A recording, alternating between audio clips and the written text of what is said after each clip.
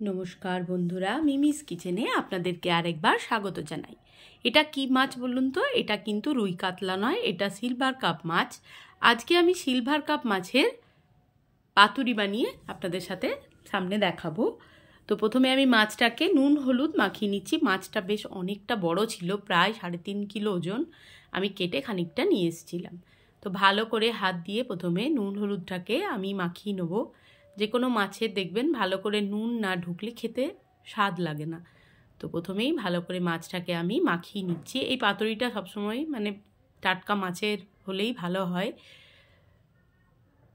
ভেটকি মাছের পাতুরি খেতেই আমরা সচরাচর অভ্যস্ত, কিন্তু এর পাতুরিও একবার বানিয়ে আপনারা খেয়ে দেখবেন, খেতে খারাপ লাগবে না। হয়তো স্বাদটা ভেটকি মাছের মতন হবে না, কিন্তু খারাপও লাগে না খেতে। তো চলুন, ভালো করে প্রথমে নুন হলুদটা মাখিয়ে নিলাম। এবার চলুন দেখে নিই কী কী মশলা এখানে লাগবে। ঝালটা একটু বেশিই দেবো, তাই লঙ্কা আমি বেশ কয়েকটা নিয়েছি।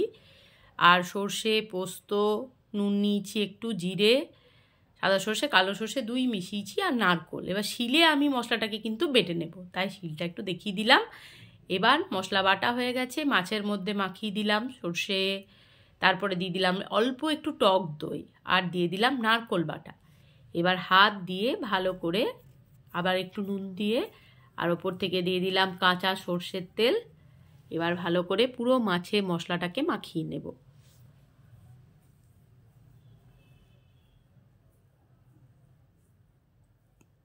সবসময় চেষ্টা করি যে নতুন কিছু কি রান্না করলে ভালো লাগবে খেতে।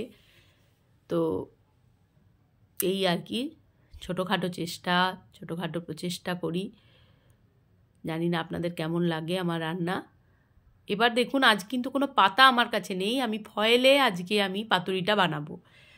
তো প্রথমে মশলাটা মাখিয়ে নিলাম মাছটা দিয়ে। এবার আমি একটা লঙ্কা দিয়ে ফয়েলটাকে মুড়িয়ে নেব ফোল্ড করে এইভাবে।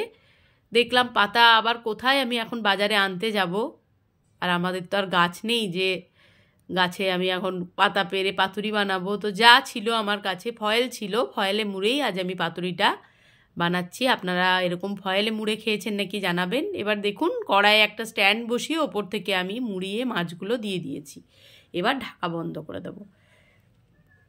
খানিকক্ষণ বাদে ঢাকা খুলে আর একটা পিঠ আমি উল্টে দেব।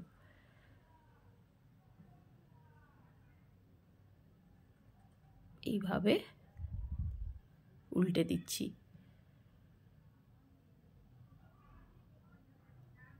আবারও ঢাকা বন্ধ করে দিয়েছি। এবার হয়ে গেছে। এবার দেখুন, আমি কড়াই থেকে নামিয়ে আপনাদেরকে দেখাচ্ছি যে ভেতরের অবস্থাটা কি হয়েছে। মাছটা খুব সুন্দরভাবে তৈরি হয়ে গেছে, সিলভার কাপ মাছের পাতুরি।